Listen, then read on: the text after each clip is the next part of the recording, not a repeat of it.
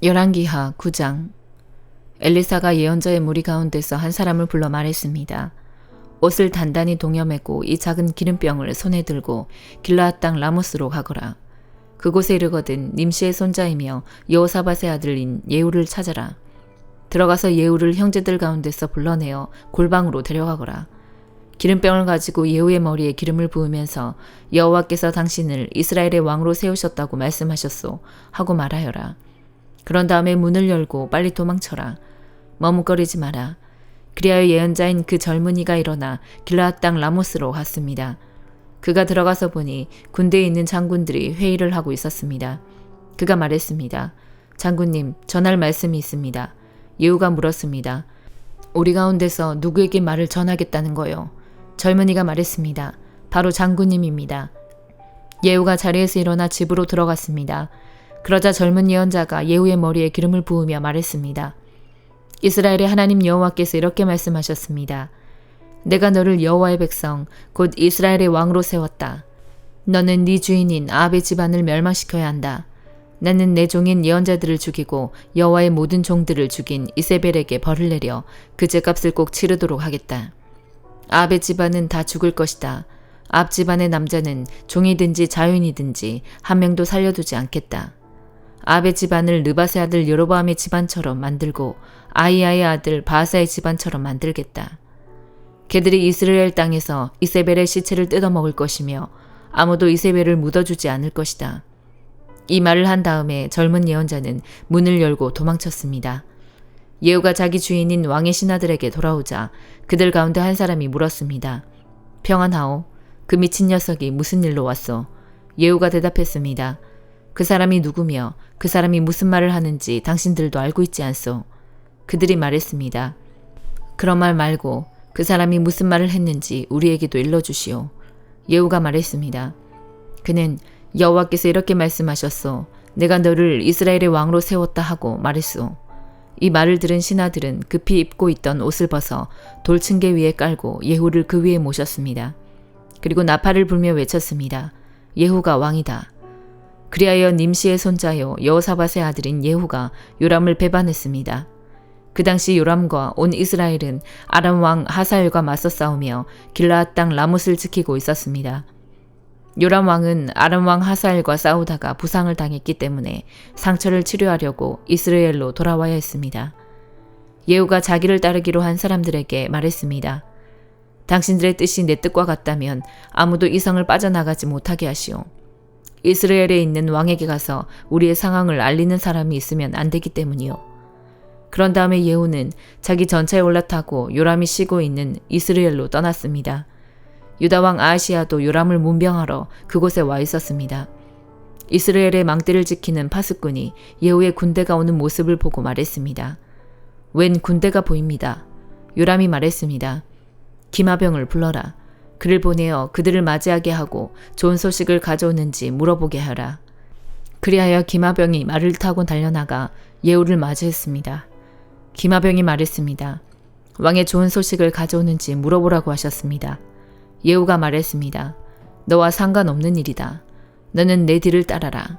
파수꾼이 보고했습니다. 기마병이 저들에게 가기는 갔는데 돌아오지 않고 있습니다. 그래서 요람이 두 번째 기마병을 보냈습니다. 그 기마병이 그들에게 가서 말했습니다. 왕이 좋은 소식을 가져오는지 물어보라고 하셨습니다. 예후가 대답했습니다. 너와 상관없는 일이다. 너는 내 뒤를 따라라. 파수꾼이 보고했습니다. 두 번째 기마병도 저들에게 가기는 갔는데 돌아오지 않고 있습니다. 전차를 몰고 오는 사람은 님시의 아들 예후인 것 같습니다. 마치 미친 사람처럼 전차를 몰고 있습니다. 요람이 말했습니다. 내 전차를 준비하여라. 신하들이 요람의 전차를 준비하자 이스라엘 왕 요람과 유다 왕 아하시야가 각각 자기 전차를 타고 예후를 만나러 나갔습니다. 그들은 이스라엘 사람 나봇의 땅에서 예후를 만났습니다. 요람이 예후를 보고 말했습니다. 예후여, 좋은 소식을 가지고 오는가? 예후가 대답했습니다. 왕의 어머니 이세벨이 우상을 섬기고 요술을 부리고 있는데 어떻게 좋은 소식이 있을 수 있겠소? 요람이 말을 돌려 도망치며 아하시야에게 소리쳤습니다. 아하시야여, 반역입니다. 예후가 활로 요람의 두 팔 사이를 쏘았습니다. 화살이 요람의 심장을 꿰뚫고 나왔습니다. 그가 전차에서 쓰러져 죽었습니다. 예후가 자기의 신하인 빗갈에게 말했습니다. 요람의 시체를 들어서 이스라엘 사람 나봇의 밭에 던져라. 그대와 내가 요람의 아버지 아합의 뒤를 따라 나란히 말을 타고 달릴 때에 여호와께서 아합에 대해 하신 말씀을 기억하여라. 여호와께서 이렇게 말씀하셨다. 나는 어제 나봇과 그의 아들들이 흘린 피를 보았다. 그러므로 내가 나봇의 밭에서 아합에게 벌을 내릴 것이다. 그러니 여호와께서 말씀하신 대로 요람의 시체를 들어서 나봇의 밭에 던져라. 유다왕 아하시아가 이 모습을 보고 동산 별장길로 도망쳤습니다. 예후가 그를 뒤쫓아가며 전차에 탄 아하시아도 죽여라 하고 말했습니다. 아하시아는 이블르함에서 가까운 구르로 올라가는 길에서 전차를 타고 달리다 부상을 당했습니다. 아하시아는 무기토까지 도망쳤지만 그곳에서 죽고 말았습니다. 아하시아의 신하들이 그의 시체를 전차에 실어 예루살렘으로 옮겨가서 그의 조상들이 묻혀있는 다윗성에 묻어주었습니다. 아하시아는 아합의 아들 요람이 왕으로 있은 지 11년째 되는 해에 유다의 왕이 되었습니다. 그 후 예후가 이스라엘로 돌아왔을 때에 이세벨이 그 소식을 들었습니다. 이세벨은 눈에 화장을 하고 머리를 손질한 뒤에 창밖을 내다보았습니다. 예후가 성문으로 들어오자 이세벨이 말했습니다. 자기 주인을 죽인 너 시므리야 평안하냐? 예후가 창문을 쳐다보며 말했습니다. 내 편에 설 사람이 아무도 없느냐? 그러자 넷이 두세 사람이 밖을 내다보았습니다. 예후가 그들에게 명령했습니다. 저 여자를 내던져라. 그들이 이세벨을 내던지자 말들이 그 시체를 밟았습니다. 이세벨의 피가 담과 말에 튀었습니다. 예후가 집으로 들어가 먹고 마신 뒤에 말했습니다. 그 저주받은 여자가 어떻게 되었는지 보고 묻어주어라. 그래도 그 여자는 왕의 딸이다. 사람들이 이세벨을 묻어주러 갔지만 이세벨의 시체를 찾을 수 없었습니다. 찾아낸 것이라고는 두골과 발과 손바닥뿐이었습니다. 그들이 돌아와서 예후에게 보고하니 예후가 말했습니다. 여호와께서 그의 종 디셉 사람 엘리야를 통해 이 일에 대해 말씀하신 일이 있다. 그들이 이세벨의 시체를 이스라엘 땅에서 먹을 것이며 이세벨의 시체는 이스라엘 땅에 있는 밭의 거름처럼 될 것이다. 그러므로 아무도 그 시체를 보고 이것이 이세벨이라고 말할 수 없을 것이다. 디모데전서 6장. 종의 신분을 가진 사람들은 자기 주인을 존경해야 합니다. 그래야만 하나님의 이름과 우리의 가르침을 무시할 수 없게 됩니다. 믿는 자를 주인으로 섬기는 사람도 있을 것입니다. 물론 그리스도 안에서는 모두가 한 형제가 되지만 그렇다고 주인을 공경하지 않아도 된다는 말은 결코 아닙니다. 오히려 그들을 더 잘 섬기고 존경해야 할 것입니다. 왜냐하면 그런 주인들은 믿음 안에서 사랑하는 형제들을 돕고 있기 때문입니다. 그대는 이것들을 가르치고 전하십시오. 만일 이것과 다른 가르침을 전하는 자가 있다면 그는 우리 주 예수 그리스도의 참된 가르침을 말하고 있는 것이 아닙니다. 우리 주님의 가르침은 하나님을 섬기는 바른 길을 보여주는 것입니다. 그리스도의 가르침을 바로 전하지 않는 사람은 교만하며 아무것도 알지 못하고 말싸움과 변론을 일삼는 사람입니다. 이런 일은 시기와 다툼과 모욕과 서로에 대한 의심만 가져올 따름입니다. 악한 마음을 품고 다투는 사람들은 이미 진리를 잃어버렸으며 하나님을 섬기는 일을 돈 버는 수단으로 생각하고 있습니다. 지금 가지고 있는 것에 만족하는 것은 경건에 큰 도움이 됩니다. 우리가 세상에 올 때 아무것도 가지고 오지 않았으므로 세상을 떠날 때도 아무것도 가져가지 못합니다. 그러므로 먹을 음식과 입을 옷이 있다면 만족할 줄 알아야 합니다. 부자가 되려고 애쓰는 사람은 시험에 들고 함정에 빠지게 됩니다. 어리석은 일을 하다가 결국 자신을 망치는 구덩이에 떨어지는 것입니다. 돈을 사랑하는 것이 모든 악의 뿌리입니다. 돈을 더 많이 얻으려다가 진실한 믿음에서 떠나고 오히려 더 큰 근심과 고통만 당하게 됩니다. 그대는 하나님의 사람이니 이 모든 악을 멀리하십시오. 옳은 길에 서며 하나님을 섬기고 믿음과 사랑과 인내와 온유함을 가지십시오. 믿음을 지키는 것은 달리기 시합과도 같습니다. 영원한 생명을 얻게 되리라는 것을 확신하며 할 수 있는 한 승리할 때까지 열심히 뛰어가십시오. 이것을 위해 그대는 부르심을 받았고 또한 많은 사람들 앞에서 그리스도를 향한 신앙을 고백한 것입니다. 예수 그리스도께서도 본디오 빌라도 앞에서 진리를 말씀하셨습니다. 모든 것을 생명을 주시는 하나님과 예수 그리스도 앞에서 그대에게 명령합니다. 우리 주 예수 그리스도가 다시 오시는 그날까지 아무 흠과 잘못 없이 이 명령을 잘 지켜나가십시오. 때가 되면 하나님께서 그리스도를 다시 보내실 것입니다. 하나님은 복의 근원이시며 우리를 다스리는 분이십니다.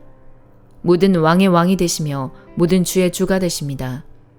하나님은 영원히 살아계시고 빛 가운데 계셔서 가까이 갈 수도 볼 수도 없습니다. 영광과 능력이 하나님께 영원히 있습니다. 아멘. 이 세상의 부자들에게 이 말을 전하십시오. 교만하지 말며 돈을 의지하지 말고 하나님께 소망을 두라고 가르치십시오. 하나님은 우리가 필요로 하는 모든 것을 주시며 또 그것을 누리게 하시는 분이십니다.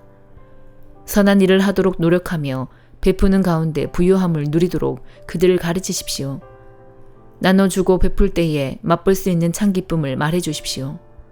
그렇게 할 때 그들은 하늘 창고에 보물을 쌓게 될 것입니다.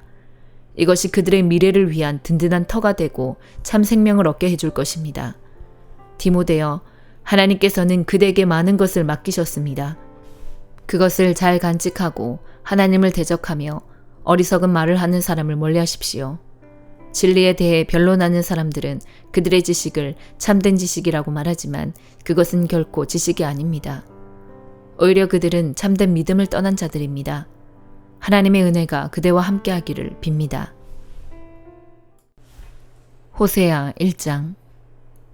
여호와께서 부엘리의 아들 호세아에게 말씀하셨습니다. 그때는 우시아와 요담과 아하스와 히스기야가 유다 왕으로 있던 때이며 요아스의 아들 여로보암이 이스라엘 왕으로 있던 때입니다. 여호와께서 호세아를 통해서 말씀하시기 시작하셨습니다.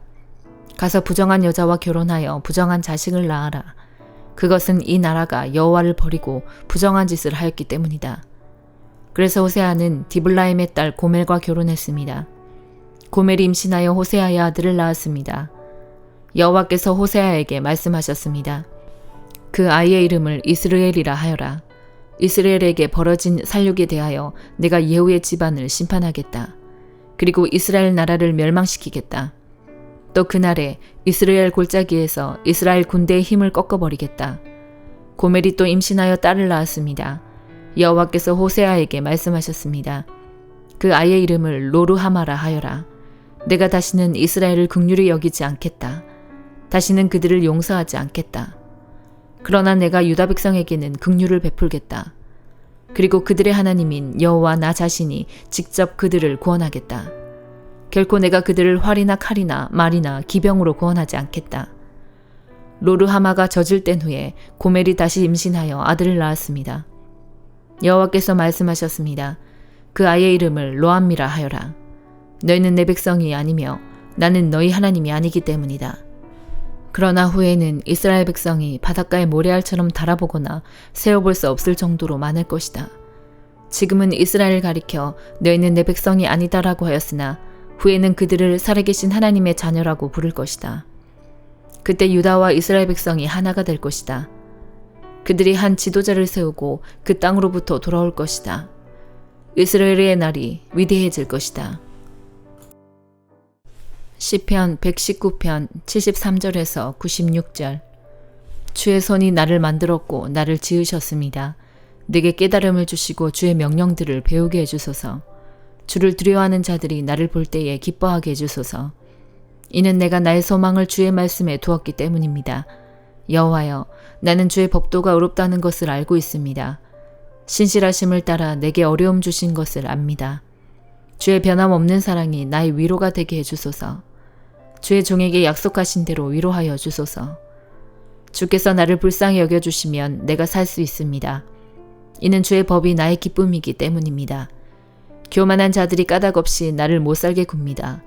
그들을 부끄럽게 해주소서. 나는 주의 교훈들을 깊이 생각할 것입니다. 주를 두려워하는 자들을 내게로 돌아오게 하시며 주의 법규들을 이해하는 자들이 내게로 돌아오게 해주소서. 나의 마음이 주의 법령들을 향해 순결하게 하시고 내가 부끄러움을 당하지 않게 해주소서. 내가 주의 구원을 기다리다 지쳤습니다. 그러나 나는 주의 말씀에 희망을 두고 있습니다. 나의 눈은 주의 약속을 기다리다가 약해졌습니다. 내가 묻습니다. 주는 언제쯤 나를 위로하실 것입니까? 비록 내가 연기 속에 있는 포도주 가죽 부대 같을지라도 나는 주의 법령들을 잊지 않습니다. 주의 종이 얼마나 더 기다려야만 합니까? 주는 나를 박해하는 자들을 언제 벌하실 것입니까? 교만한 자들이 나를 잡으려 함정을 파고 있습니다. 주의 법을 어기며 함정을 파고 있습니다. 주의 모든 계명들을 신뢰할 수 있습니다. 나를 도와주소서. 사람들이 이유 없이 나를 박해합니다. 그들이 나를 이 땅에서 쫓아내었지만 나는 주의 교훈들을 버리지 않았습니다. 주의 사랑으로 나의 생명을 보살펴 주소서. 그러면 내가 주의 법규에 순종할 것입니다. 여호와여, 주의 말씀은 영원합니다. 주의 말씀은 하늘에서 굳건히 서 있습니다. 주의 신실하심은 대대에 이릅니다. 주는 땅을 세우셨고 이 땅은 지금도 계속되고 있습니다. 주의 법도는 이날까지도 지속되고 있습니다. 이는 모든 것들이 주를 섬기고 있기 때문입니다. 만일 주의 법이 지금까지 나의 기쁨이 아니었다면 아마 나는 고통 가운데서 죽어갔을 것입니다. 나는 주의 교훈들을 결코 잊지 않을 것입니다. 이는 이것들을 통해 주가 나의 생명을 보존하셨기 때문입니다. 나는 주의 것이오니 구원해 주소서. 내가 주의 교훈들을 따르고자 열심히 노력했습니다. 악한 자들이 나를 무너뜨리려고 기다리고 있습니다. 그러나 나는 주의 법규들을 깊이 생각할 것입니다. 완전하게 보이는 어떠한 것들도 다 한계가 있습니다. 그러나 주의 명령들은 우주보다 넓습니다. 아멘.